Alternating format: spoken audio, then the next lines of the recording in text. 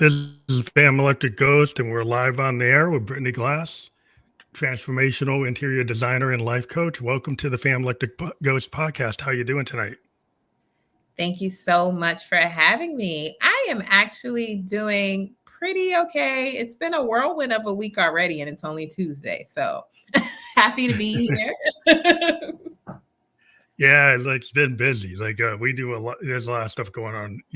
We're in New Hampshire, so it doesn't really matter. But like you get to talk to people from all over the world, but it's kind of out in the woods, but nobody sees the woods where we are.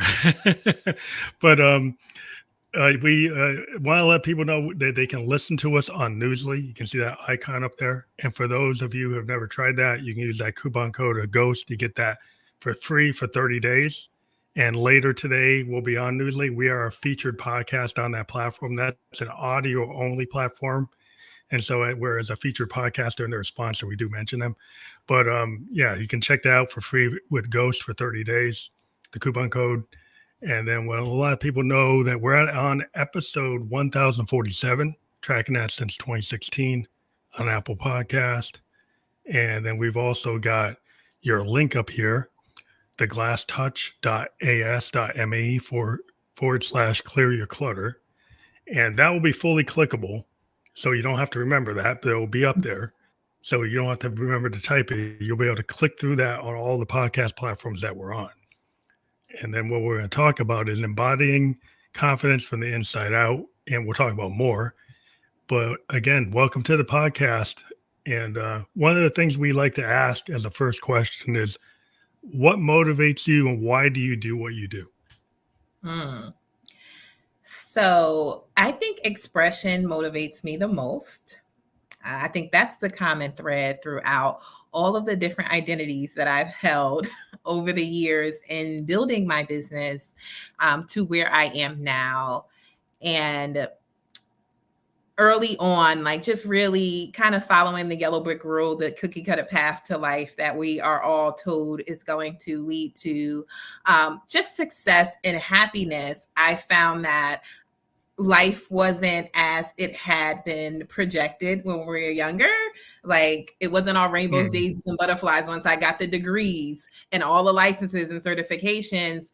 And I really felt very trapped. I felt like I couldn't be myself. I felt like I was filtering myself all the time and doing all of that and didn't feel like I was actually getting the return on all of that sacrifice. So expression is exactly why I do what I do, and specifically for marginalized communities, intersections, women, women of color, just really allowing myself to connect with women and really listen to them and see them and help them to express what it is that they want into the world as unapologetically as possible.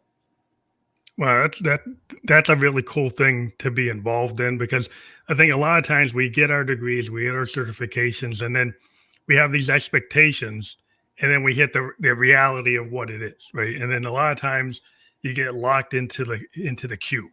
Like I'm a software designer. It's creative, but I'm locked into certain limitations of what the management wants or whatever they want. It's not what I do as a creative. Mm-hmm. So I kind of have my creative space, left and right brain, and then I can do whatever I want. But like in the workspace, and I think a lot of times people don't thread the needle of, they put like 110% into a career and then they find out they're not happy. Right. I see it all the time. Yeah. So how do you maybe when you're working with the groups of people you work with, is it like, what's the step to identify what the source of the issue is? Is it a lot of times what I just said, or it's some other things? That is such a good question. And you are right. A large part of that is because we tie our identities into what we do for a living. But what I like to say is the way you do one thing is the way you do everything. That's where that concept of embodying confidence from the inside out comes from. A lot of times we try to compartmentalize and then we try to put on different hats, but it doesn't work because it's not actually in alignment, right? So you use the same brain and decision making at your job that you do in your relationships at home, even though you probably think that you don't. Like, Yeah. you probably haven't put that together, but you actually do. And so really just designing your life and making decisions around what it is that you want and making sure that all the areas of your life fit that as well. So your career is not who you are, it's just a part of you. And you want to make sure that when you're making decisions and putting yourself into these different circumstances and experiences, that you're always asking what you want. Yeah, I think clearing the clutter is like you could think about it like a lot of times there's a lot of noise in your head, right? And Yes. so it's not just the physical clearing the clutter. Sometimes, a lot of times, you get so much noise going on that you can't focus because they're like too many inputs, too many choices, and then how do you discern what's the right way to go? But if you're also in that space, like if your space is cluttered, then your mind's cluttered and the world's cluttered. It's like then you're like, Mhm. oh, what do I do? I'm like in the middle of all this chaos. That's actually 100% what happens. And there, where you're having an internal experience and an external experience at the same time. And one doesn't come after the other. It's like the chicken or the egg. Which one came first? It's literally you creating this experience all at one time. And you're right. The clutter is physical and intrinsic. So if you are in a physical space, the fun fact is almost 70% of the thoughts that we think, the 60,000 plus thoughts we think a day, comes from our sense of vision. So what you see. A lot of people don't know that. And so we're navigating this physical world and we're seeing things and we're experiencing things, and we can actually leverage our environments to help us think things more intentionally instead of react to things on autopilot per se. And so, yes, when I talk about clearing your clutter, we are talking about the clutter inside of your brain, your mental state, your emotional state, and your physical state. We are all physical beings. We have physical bodies. You can touch yours if you're confused about it. And whatever you're thinking internally starts to what's the word that I don't really want to use manifest because it's not the best word. Like people sometimes Mhm. feel averse about that word, but whatever you're thinking and feeling actually leads to the results that you have in your physical reality. Yeah, you can actualize. I mean, some people are able to actualize Beautiful like word. their dream state, like a lot of artists. Like Yes. you think about like a guy like Prince, Bowie, you know, Lady Gaga, any of the, Diana Ross. When you actualize your dream and you put that into your form, and then you're like, wow. Then you wonder like, well, how do they how could they be there? Because they're able to put that dream into like reality. They make it happen. And a lot of times 100%. people don't get it. It's like, well, how's that happen? So Yeah. And one of the ways that that actually happens is through presence, right? So you talked a lot about that clutter and the clutter that's happening around you, not just in your head, but also the clutter that we've just gotten from navigating the world that we navigate, from um, so the way we're socialized, from our religions to our cultures and so on, all of that creates expectation. You should or shouldn't do this some way, and then you start to adopt a lot of those things. We're from a very early age, right? You don't really say, hey, these are all of the beliefs in the world and all of the strategies in the world that I can do a thing. And then you analyze them and decide which ones are for you. That's not normally how it happens. Somebody tells you who you're supposed to be and what you're supposed to think, and you adopt them.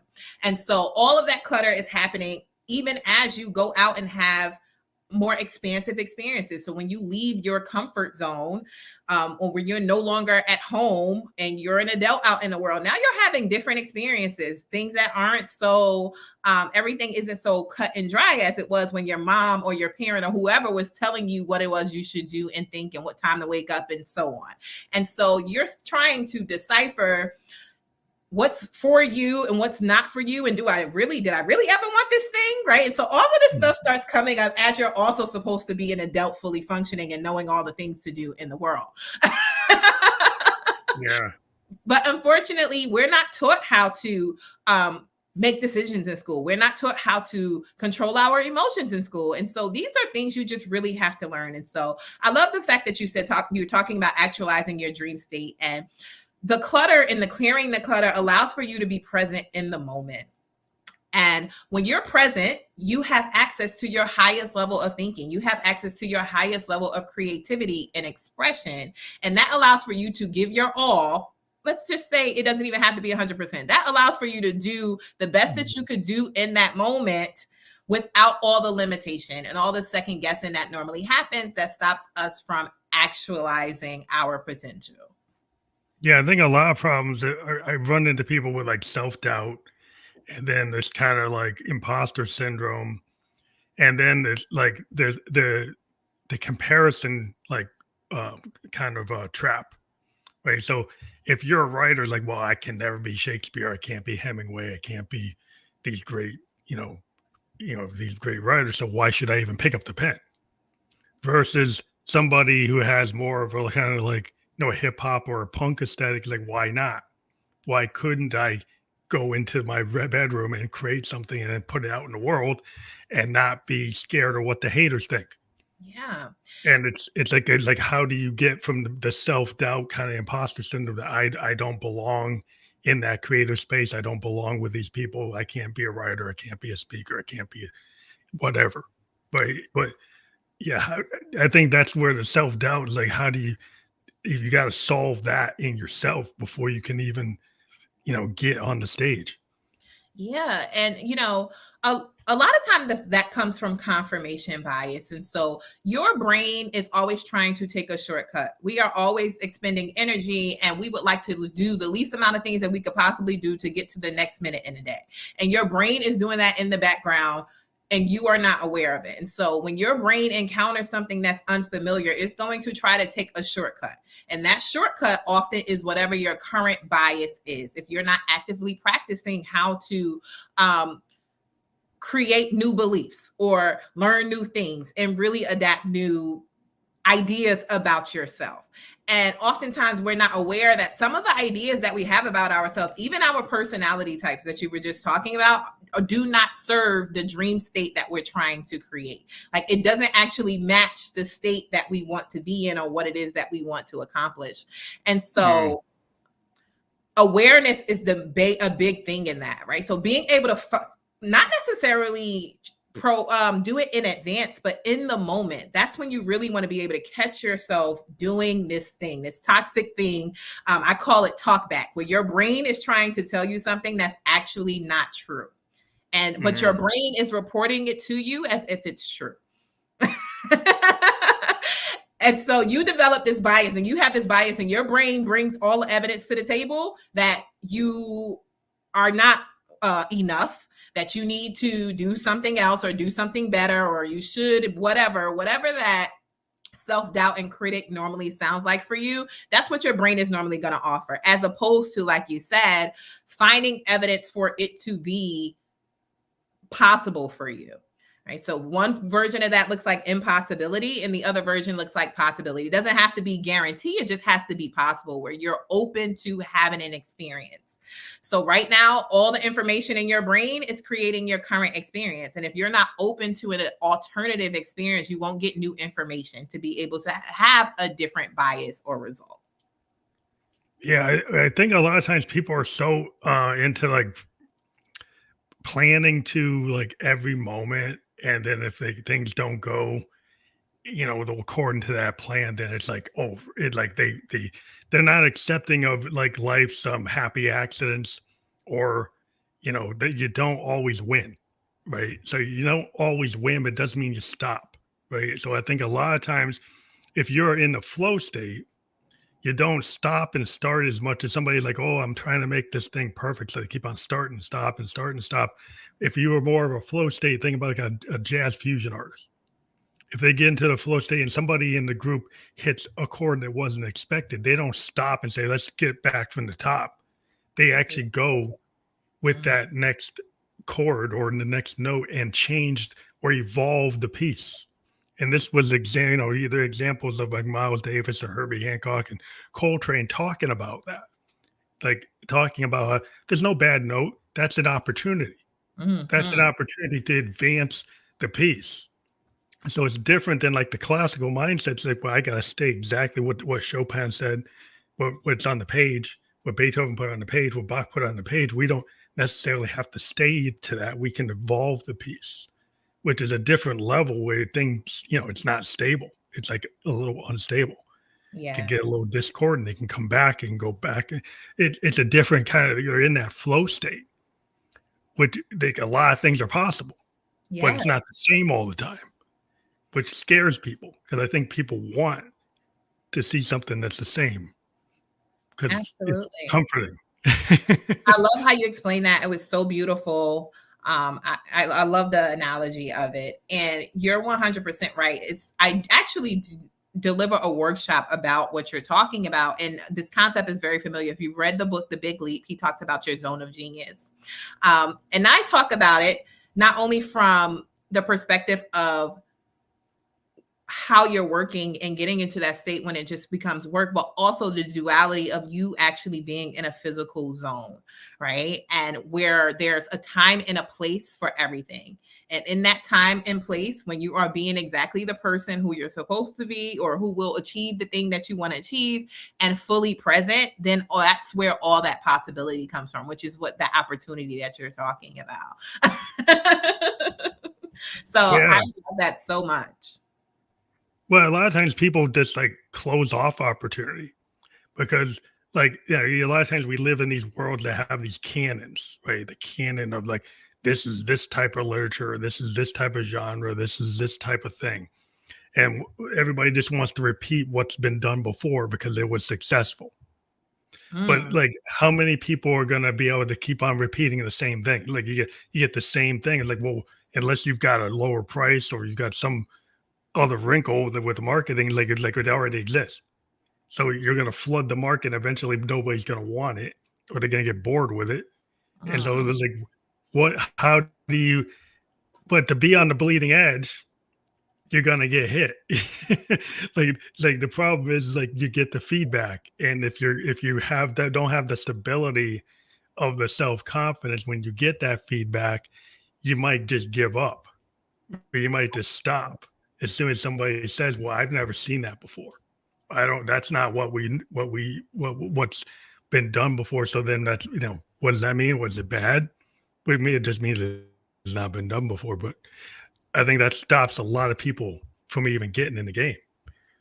Yeah, I had to write some notes while you were talking just so I wouldn't miss the points that you you gave me little epiphanies on. So, the first thing is what's interesting enough is that when we're talking about especially these greats that you've mentioned and the level of mastery that they acquired through that experience you're talking about, those iterations of doing it over and over again and getting a different result and then trying it again and trying getting something different, right? Before until they created what it was that they knew that felt amazing. Oftentimes it's actually not the strategy that is the problem because it's very rare that the strategy will flood the market because most people don't execute well. So most people will say, I tried this strategy and it didn't work. Or I tried all the strategies and none of it worked. And oftentimes, when you go and look at the detail, the strategy was not executed to the same extent of whoever the person was that made it successful. There are so many Mhm. ways to skin a cat. And oh my gosh, what book was this that I think it's the book that I do my planning from, The 12-Week Year by Brian Moran. But he talks about that. He talks about this guy who's like top in this really big sales company. He's been like the top sales leader forever. And every time someone asks him, what does he do to just perform so amazing time after time and time again? And he gives them the process. They never do the process. So, but they will say, yes, I talked to so and so. He told me to do this, blah, blah, blah, blah, blah. But they do not execute well. So when Mhm. they go and execute, all the discomfort comes up, right? Because now it's something new. It's something that it's an amount of energy that they have never exerted before. They are getting results that they are not comfortable with, that doesn't feel very familiar. And Mhm. so the execution is always lacking. And so normally they'll present the fact as I tried that and it didn't work. But underneath it is really the execution was not, the plan wasn't worked well at all. Mhm. That's interesting because a lot of times, like at least, well, in our game, well, in the music, a lot of times what people do is they clone. They clone a lot of stuff that's already existing, Mhm. and they kind of, and then people kind of get tired. Well, that's the same beat, that's the same melodic pattern, that's the same actual sound, and like, well, that's not. That's kind of lazy, you know. It's like so. What happens is like you can overwhelm a genre because you keep on doing the same construction, the same producers are doing the same songs. Oh. And there's reasons why they might do it because they get paid. If they Mhm. keep on getting those copyright, you know, um, if they put the same beat on multiple songs, they get paid for it 5 times. So there's a reason why they do it. But then it floods it with like everybody thinks that's the way it should be done. And so that's where I'm kind of getting at where certain people take certain things like remake the same movie, Yeah, 100%. remake the same TV show. Well, Mhm. where's the new idea? Well, it's safer to go remake Perry Mason, but like they when they executed what they probably didn't execute like the original. That's exactly what I was going to say, because I feel like even if you were to try to, if you started off with a copy and paste, which is where most people start, right? Especially when you don't know anything, when you're new to a market, whether or not we're talking about music, design, whatever it is, you are going, this is what we do. We get inspiration, right? You become inspired and you're like, oh, I want to be like this person, or I'm a little drawn and attracted to this. However, the execution is still not the same, because a copy and paste means that you didn't actually go through all the iterations that the original composer or whoever designer went through to create their end result. And so if you start with a copy and paste, what was that, version 2, that you basically ended up with the same song, right? Mhm.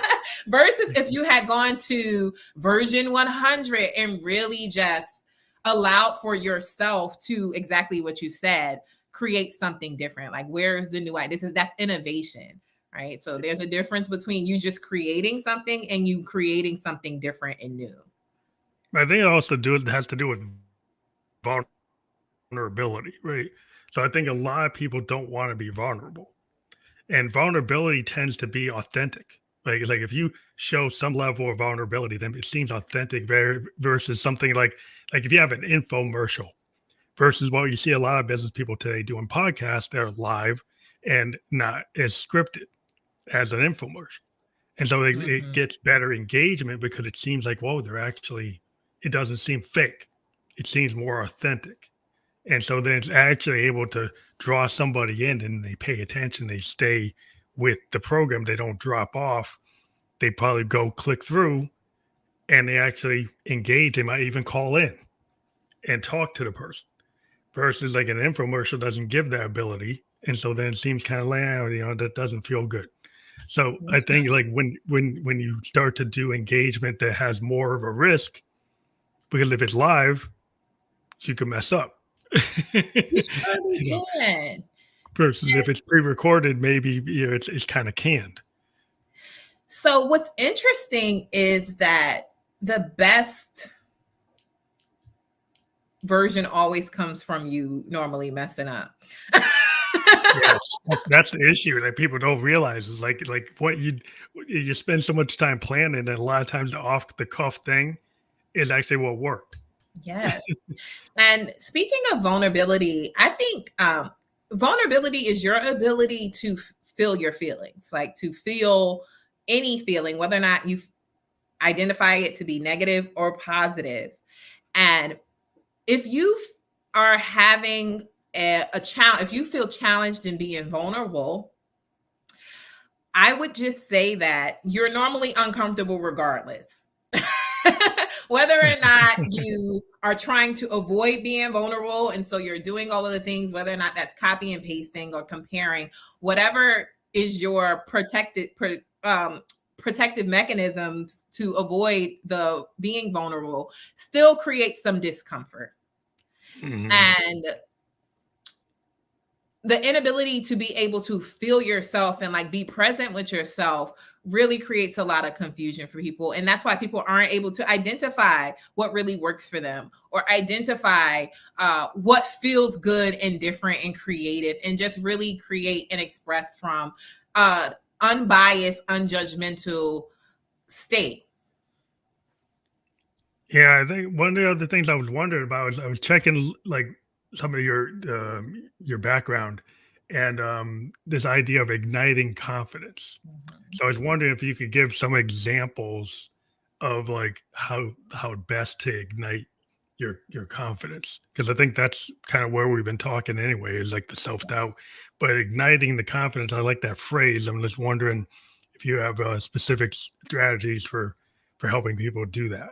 Yeah, and I'm glad you call that out, because I definitely think it is a process. So a lot of people believe that confidence is kind of innate. And so they have ideas about how a person who is confident presents themselves and what their personality is like. And if they're not confident, what their personality is like, or whether or not they're an introvert or extrovert. And that has nothing to do with anything. So confidence is totally contextual. So you can be 100% confident that you can tie your shoe. You can be confident that you can send a text message. And so when you start to think about, or to think that maybe you're not confident or you don't feel confident, is typically in a situation that you you have some limited experience in, or a bad experience with. And so I mentioned this a little bit earlier, but I am really about being in the moment. And so igniting confidence comes in that context that you need it. So I always say, when I'm delivering this workshop, Embodying Confidence from the Inside Out, this is when you need it most, right? So right now, there's a thing that you want to do, is a thing you want to accomplish, and you don't feel 100% confident about it. And so when you go and do the things that feel really difficult and challenging and impossible right now, that are going to be the things that take you over the edge to create that result. Look, I have so much theatrics right now. To take you over the edge to create that result, it feels very uncomfortable. You do not feel grounded. It doesn't feel safe. You would love to just throw it all away. And so the confidence needs to come at the right time in the right place. And in order for you to do that, you have to have a few things. You have to be aware. That's where that presence comes in. What am I thinking and what am I feeling? And then that's when you make a decision. And oftentimes we don't know that we're making a decision. We are just reacting. But in those moments are the actual moments that matter. Those are your red flag moments. This is like, it is or it isn't. That's the middle of the road. Which way are you going to go? And when we get there, you need to be able to make a decision. You need to understand, hey, when I avoid, procrastinate, delay, minimize, whatever it is that you're doing in that moment, this is the result I get, which is the result I already have, which is where I am that I don't want to be. However, when I am conscious enough, I don't have to be conscious all the time, but when I can create consciousness at the right time and place, when I'm doing this particular thing, I can make a different decision. And that decision can be, I can feel this very uncomfortable feeling, and one of my coaches says, gag and go. I love that. Right. So I can feel disgusting and literally gag it and go. Right. And so it's all about that moment of, you may call it indecision, but it really is you just making a decision regardless, in every moment. With that situational awareness, if you're a performer, whether you're a comedian or an actor or a musician, like you read the room. Like the best performers can read the crowd and kind of take that energy, and it's coming back and forth. It's not all just coming from the musician. The musician feeds off the crowd. And if they feel that room in the right way, they feel that crowd, they can create the performance. And it's not all coming from the artist. It's coming from the room. It's coming from the air. It's coming from the people, on stage and off stage. And so I think the trick, it's not really a trick, it's just something that you learn, is they learn how to kind of feel that vibe. And like whether or not you can be empathetic enough to feel it, it kind of dictates how successful you're going to be, because when you actually have that kind of situational awareness where you're feeling the energy, you're feeling the frequency, and then you Mhm. give off the appropriate frequency that it gets people in tune. And you can do that. You don't have to be a musician. A public speaker does that. Like Yes. when you have a really good public speaker, it's almost like they have a like a rhythmic, like pattern to their voices, and a lot like poetry. And Yes. poetry is a lot like music. And so I kind of recognize that they're hitting the same frequency, they're hitting the same patterns, and they're getting people in tune because they're able to do that. Yeah. And it's the only way that you can actually have authenticity. And so, beyond being a performer, that is literally just happening in your everyday life. There are moments in your everyday life where you should be in the moment. Yeah. That should be the goal. And so, one of the things, because your question about igniting confidence, I think that happens when you make a decision ahead of time to that's going to be your experience and your result. Like, no matter what happens, this is the outcome that I am going to create. Because you can't actually control what's going to happen in the moment. You can only control how you're going to respond in the moment. And in order for you to be able to respond, you have to, exactly what you said, be present, be in that moment, have the situational awareness to be able to respond accordingly in real time. And so one of the things that I like to say is that I navigate the world in my model, right? So I know ahead of time this is what I intend, and am going to, when it gets very difficult, because this is what happens, you make a plan and then you go and do the plan, right? You go to execute, you go to um, an event, maybe you are looking to date, right? So you're going out, whatever it is that you're trying to do, and you know the discomfort's coming. This is Mhm. now, you are going to encounter things that may not match what it is that you are trying to do or trying to accomplish. And so now this is where navigating in your model comes from, making decisions ahead of time. Well, if this happens, then I know that I'm not going to be okay with it, and I will respond this way, and so on. So it doesn't necessarily have to be scripted, but you do have to know who you are and who you're going to be in that moment. Yeah. You gotta have your own kind of like a lighthouse. Like you got to Yeah. know what your direction is, right? So if you're following a Polaris, like navigating. Like if you're navigating out on the ocean, you might not know exactly where you are because it's cloudy and you can't see Polaris, you can't see the lighthouse, but you know you're on the ocean, and you know that you should be doing certain things based on what could happen. Like it could be iceberg, could be this, could be another ship. It's like how do you navigate that? You could get nervous, but you could take your experience and kind of you're out there in the unknown. So I think that's the kind of experience that people they get trepidation, but like I think you got to trust yourself. If you've been doing something, then you should know that like sometimes you don't have to look at your notes because it's like in you, like how you should respond, but you did kind of second guess yourself. Mhm. Then you get the doubt, then you seem a little unsure, and then it doesn't seem to execute because you lost like the fact that you like what you've been doing this 20 years, like you should know it. You a lot of times I think people put themselves into that kind of doubting Yes. situation. And oftentimes, one of the biggest things that definitely keeps people in that cycle you're talking about is the I don't know.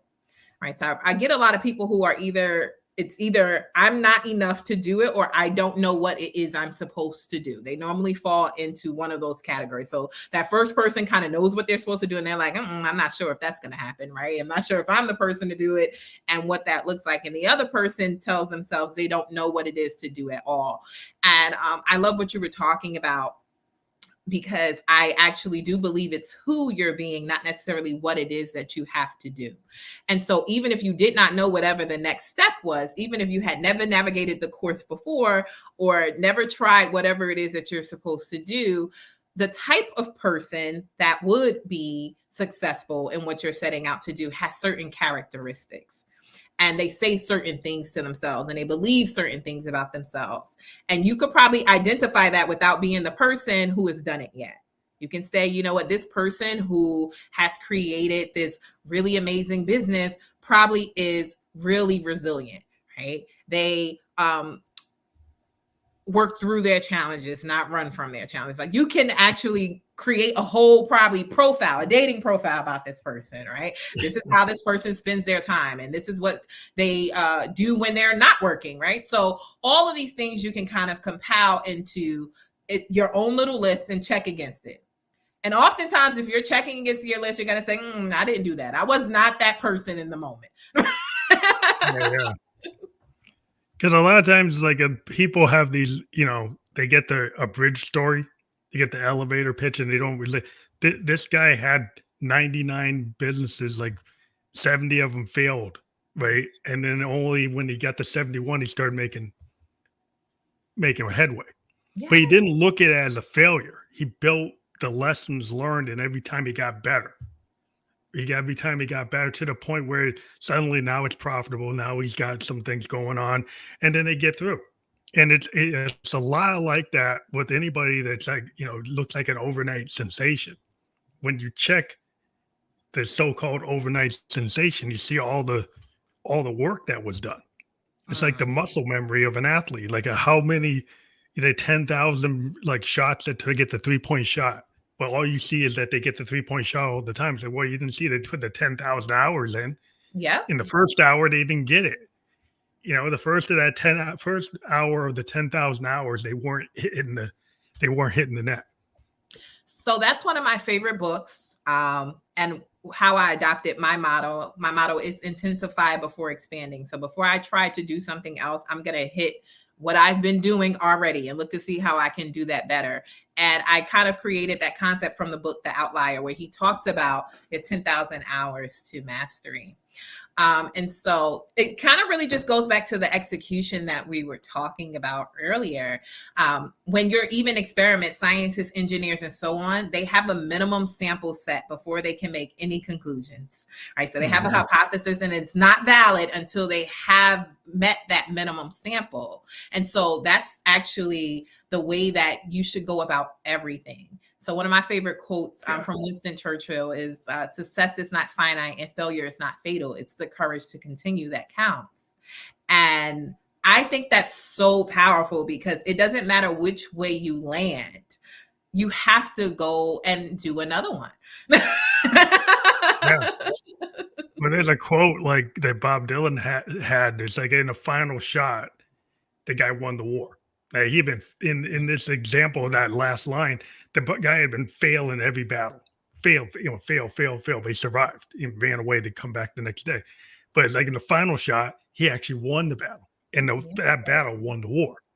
And so it's kind of like that perseverance. They're like, well, like I'm a bad soldier, I keep on failing, but like eventually, he got to the point where it mattered, and he hit it, and it had a big impact. And so that's the point sometimes that people don't get to because they stop before they get there. And they don't create the efficiencies. So over time, like you're not going to keep, the whole point is for you to do these different iterations so you can take the information. This is actually the process that I go through with both interior design and coaching clients, right? So you have information, whatever current information in your brain is that has you navigating the world the way that you're navigating or living the way that you're living, whether or not you love it or you don't. And as you go to do new things, as you go to do what you feel is the impossible or the challenging, you will get new information. And that information will say this worked or it didn't work, right? And the work is just very subjective. Whether or not it's successful or not is so subjective because you're the one that's going to determine what that bar for success is, right? What your end result is that you're working towards. However, as you go and do it, you get more information. You say, well, I did this, this, and this, and this is the outcome that I got. And this is where you then make new decisions. Am I going to keep doing it this way, or am I going to now try something different? Right. So in my next iteration, I shouldn't be doing it the same if I did not necessarily get the same result. Now, that doesn't mean you throw your whole plan away. You keep working the same plan because there's little intricacies and nuances, like little millidata is coming up every single time that you do it. And you have to be paying attention, right? You have to be paying attention so that you can actually I like to say, so I always say hypothesize, optimize, execute. So as you're optimizing, you need to be optimizing each time. Yeah, and I'm a software developer. We do a lot of design. And so we have our initial designs and we do our use cases and our user stories to define what the problem is. And then we'll have multiple options how to execute.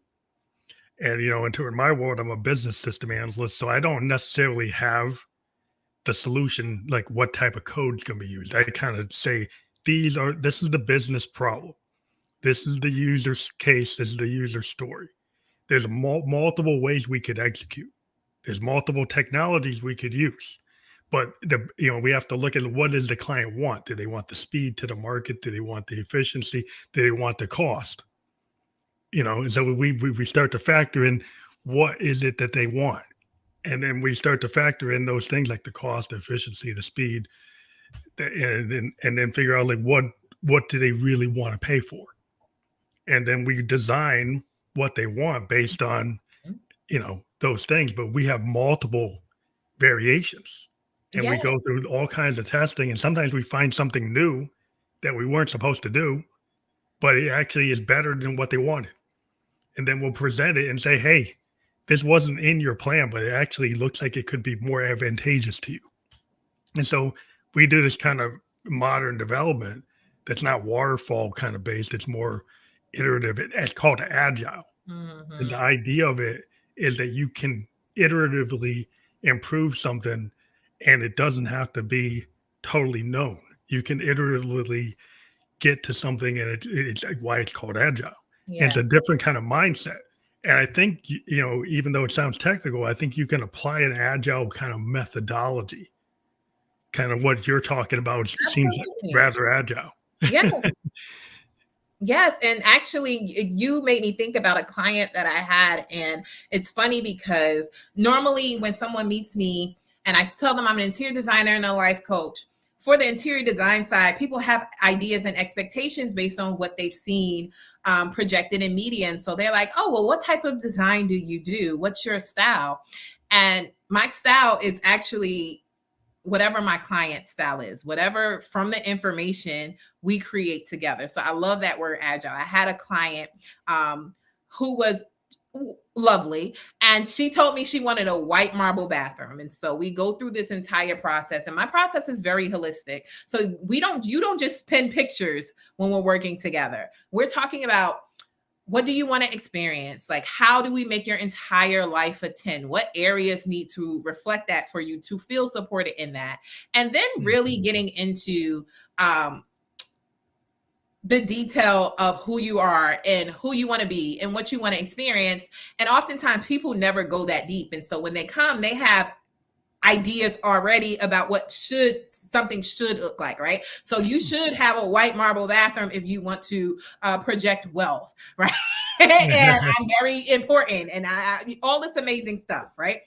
Which is perfectly fine. But once we went through this process and I read the results, that was not the bathroom that she actually that was going to thrive in and really feel comfortable in. And when we got this design to her, which was the exact opposite of a cold white marble bathroom, it was like warm and it had all these different textures. And she was like, oh my gosh, right? Comparing the picture that she sent me versus the bathroom that we created for her. And I love that word agile, because I really do feel like I never know what the outcome is.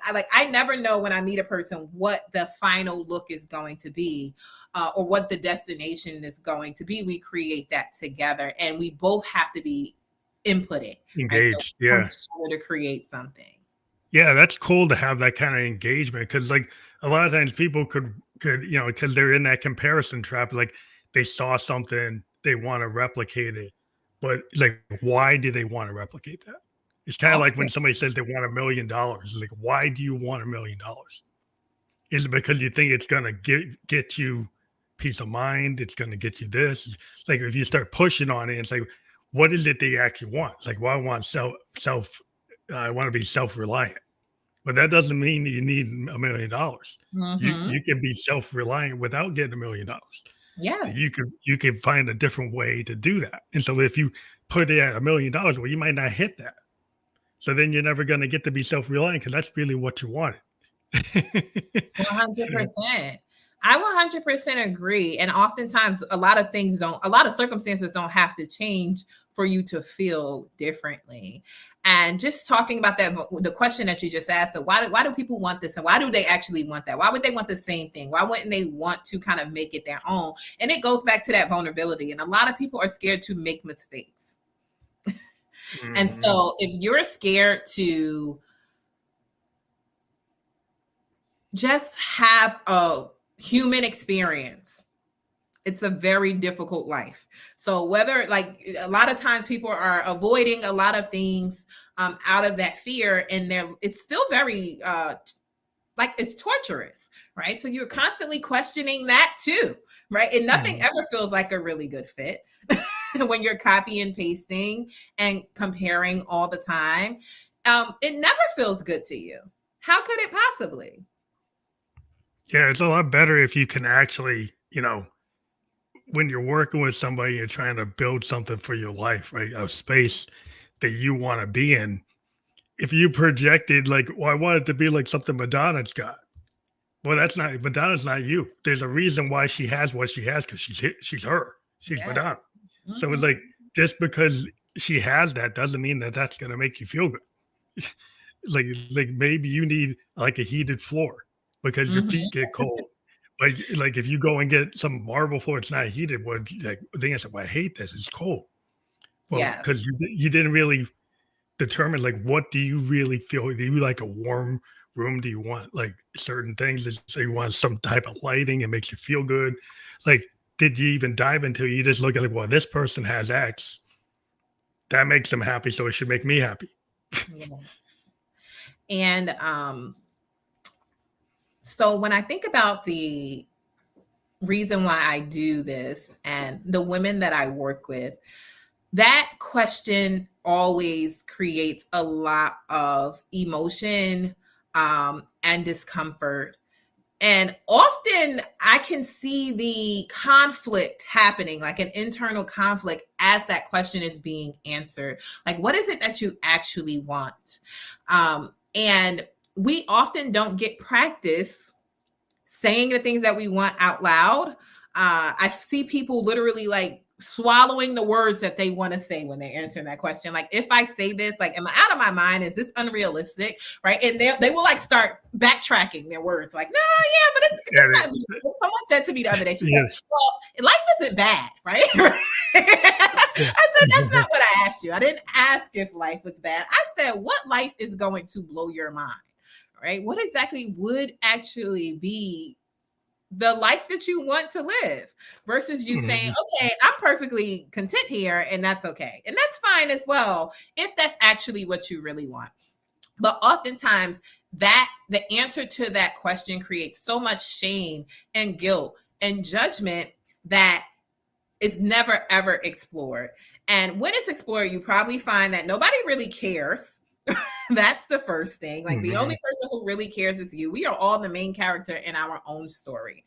And so, oftentimes, when you think someone will think a thing, you have a very specific person in mind who's going to think those things about you. And they haven't said anything to you yet. It's just all your own internal dialogue. And when you go and do the thing, they will care way less than whatever it is that you think. And just really checking yourself in those moments, right? So, the embodying confidence that I talk about really allows for you to get practice being the person who has what it is that you want. So, not just thinking about it occasionally, but designing and making decisions in your entire life, not just your space, but how you spend your time, how you are building your beliefs, who you are surrounding yourself with. Um, any and every decision that we're making throughout the day, trying to reframe and redirect all of them to support the person and results that you're trying to create. So that really becomes a very tangible process. So we have identity based habits. That's what James Clear calls it. And gosh, what's the name of my book that I'm thinking about? I'll think about it later. It's going to come up. James Mhm. Clear. What's his book? Okay. Do you know what I'm talking about? Yeah, I think I know about it. It kind of escapes me. So Okay. we But can he we can get talks back to about, it. yeah, he talks about identity-based habits. So we can all go find a strategy, but it has to become who you are, right? So we all Mhm. know what it takes to lose weight. But if you are not a person who wants to be healthy, right, then you won't actually, when it's time to go do the things, so whether or not to exercise or to grocery shop, you won't make those decisions because that's not who you think you are. It's not what you believe about yourself, or it's not what you're trying to believe about yourself. And so when you start from a concept and identity, like how you feel and see yourself, you're way more likely to get results. And so I talk about women living exceptionally. And so when you talk about the concept of you creating really big things and having a really big impact in what that woman looks like and what life she has, does your life currently reflect that? Does your decisions currently reflect that? Does the spaces that you find yourself in, literally and figuratively, reflect that? Mhm. Yeah, because that's kind of like one of the things you think about is like what are the key lessons that you can take away from that? You know, it's like a lot of times, like if you can kind of pin down, okay, if I start to, you know, take this strategy, like what are the, you know, maybe you've done this, like have you been able to kind of come up with maybe three key lessons from this process of clearing your clutter that Mhm. like are foundational? 100%. So the very first thing is exactly what we're talking about, is making decisions ahead of time. And so you really do need to say, this is exactly what I want and it's going to happen no matter what. That's probably the part two. That it has to be your decision that no matter what happens, you're going to get to that end goal. And that comes through I don't even want to say like commitment. It's like almost it's a different level of grit that comes with that, right? So you can be committed to something and not necessarily decide that come hella high water is going to happen, right? You can feel compelled. I like the word compelled, right? Compelled has a Mhm. different level of energy where you are going to be in it and decide that it's for you and there's no other option. Like a lot of people say, burn the boats. There's no plan B, right? And so that has to be the first thing. You have to, and the only way that you do that is you know why you want it, right? So you were just talking about the $1,000,000. Like, why exactly would you Mhm. want to make $1,000,000? If you don't have that emotional connection to it, it's very unlikely that you are going to see it all the way through.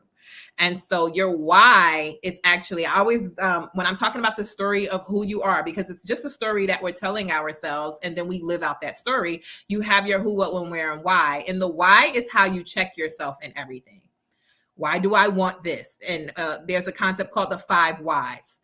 So you go through these 5 whys, and every time you ask why, it gets even more intense. Okay. So you gave this answer, and you give another why. So when you're going through that process of envisioning what you want your life to look like and making that decision, to make sure you're clear and it doesn't have any clutter and it doesn't have any external influences and so on, do the 5 whys. Okay. Yeah. And yeah, and the second part of that is your commitment, right? So you literally deciding that right now is the time, right? So there's no other time beyond right now. And so you have to be able to make that commitment in the moment to start right now, because your decision that is going to start tomorrow doesn't matter. And it won't, because you decided that you were going to put it off. So literally, I say transformation can happen in an instant, and it happens in an instant that you decide to take action, not decide to think about it for a very long time. Yeah. But yeah, it's like the actions, you know, I think that's the problem is like the best laid plans is like if you don't execute, it's just on the shelf. Like so a lot of times it's like it's kind of show me. Like you like if you show up, like you could think about doing a podcast. And I've talked to people, it's like, well, I'm gonna do a podcast and do this guy, like an like insurance guy, like an agent. He's like, oh, you've been doing your podcast, family, you've been doing it's like I'm thinking about doing one. Well, he's been thinking about it for 5 years. Mm-hmm. But Absolutely. the He's thinking about it versus like doing it, like you just you get started and you show up. If you yeah. show up, then you show up the next day until you decide that you don't have the energy or you don't have the motivation. But once you start it, then you have to have, like you said, commitment. And I Yes. think that it's like you can start something, but then you stop. So I think it's like you really have to string it together. It's like you plan it, you do it, you hold on to it, you perfect it, you keep on, iterating. But Yes. 100%. And that probably leads me to number 3. And so I have created this entire concept, like this inner and outer concept around going all in. And oftentimes we want to kind of dip our toe in the water. And so we're not just talking about commitment, we're literally talking about you ensuring that every single thing has intention that you're doing, whether or not it's your time, whether or not it's your energy, whether or not it's um, your physical space, making sure that everything has a rhyme and reason and that aligns with what it is that you're saying you're trying to achieve and what you want. And so when I'm working with people, the reason why they're investing in their environment is because they know that it's the most important investment that they can make. The reason why they're investing in their brain and learning how to manage their emotions is because they know that that's what it's going to take for them to be able to go all in, to not have all of the things in their way stopping them, to be fully supported, right? And so if you are trying to achieve something that you've never done before, that feels really challenging, it feels really impossible, you need support. And so you're going to have to support yourself or create that support somewhere else. And if you're doing all of that at the same time, like your goal becomes inevitable as long as you just keep showing up. And so you have to really go all in. And so the next question you should be asking is, okay, which one of these areas am I lacking that I need to build a little bit support in? Like, how do I go all in? So those 3 buckets are kind of your time, your definitely, your space. yeah, that's a good strategy. I mean, I think, well, one of the great things when we talk to people is like we get the insight of your experience. And that's why, I think the oral tradition of talking to people like in a long format is a way to kind of draw out those experiences and then bringing them to the audience. And that's been a really what we do, what we've done here tonight. And I do want to remind people that we do have your link there that will be clickable. And if Yeah. people go to that link, like what do they find there? Like if So they the link that's showing on the screen right now is actually a link to my free consultation, which is called the Clear Your Clutter session. And so a lot of people aren't walking around unless that's just the life that they've already been exposed to, thinking that they need interior design. I don't think anyone thought they needed interior design until we were all stuck in the house together. And then my phone started ringing off the hook. It was insane how many people were renovating and needed their environments to change because they were in them and they really saw how it was impacting their lives and how they were feeling. However, if you are trying to, like I said, go all in, you're trying to level up, you're going through a transition, you are definitely going to want to look at your time, your energy, and your space. And if you're not reaching your goals, that means something's off in one of those buckets. And when I say your energy, I mean how you're thinking and how you're feeling, because those 2 things literally determine every single action that you take in your life. And so if you feel like your actions are not aligning to what you like, if you feel like you know what you need to do and you're not doing it, or if you feel like when you even go to do the thing, you can't even focus, right? If you feel like you're always in the wrong time and space, right? Nothing ever goes right. This is what we're talking about. This is the clutter. And so during this is actually a free consultation over 90 minutes. We talk about what's happening with you. Where do you want to be? What is your mind-blowing life? And what's getting in the way of you achieving that?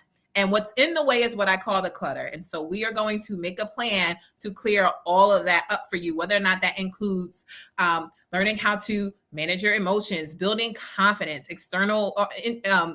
not caring what people think, right? Or creating the environments that you need to support you, creating a lifestyle that you need, changing the way that you're living your life now. Like the style of your life right now doesn't match the fabulous life that you're trying to create. And I'm not talking about that in any type of superficial way.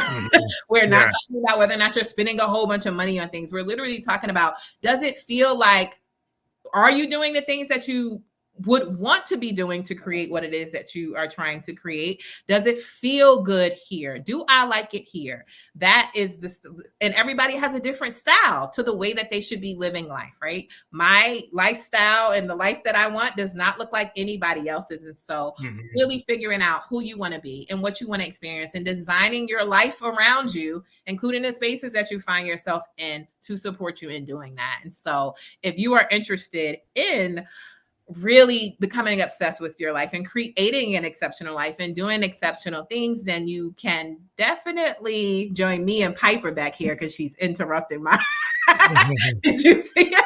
You can definitely book a call with me. I would love to chat with you and see what we can do to help you live your exceptional life by design and do all the things that you're meant to do in your life. Well, I want to thank you for being a guest on the Family Electric Ghost podcast. It's been very illuminating. I hope everyone who's listened tonight, or people are going to listen or watch this in the future when we broadcast on a wider platform, we're on all major podcast platforms where you can watch or listen to podcasts.